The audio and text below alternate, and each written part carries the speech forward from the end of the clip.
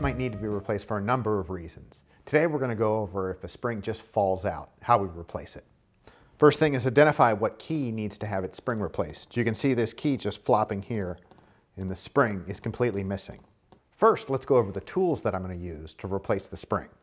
I have a bottle of key oil, screwdriver, spring hook, spring inserting pliers, and a spring.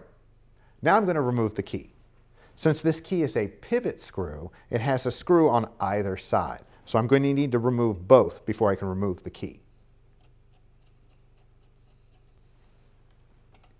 With the key now removed, I need to locate where the spring goes. You can see it's right here. I need to find a spring that is the appropriate size that'll fit in the hole, but not slide all the way through. Once I have my spring in position, I'm going to use my spring inserting pliers.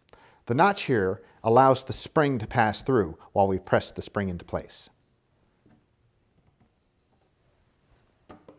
Now what we need to do is tension the spring. So we have to face this spring in the correct direction. I'm going to need to face it this way. So I'm going to use my spring hook and gently bend the spring into position. Now I can go ahead and reattach my key. Now that my key is reattached, I can go ahead and put my spring back into its spring catch. For this, I'm going to use my spring hook. There we go.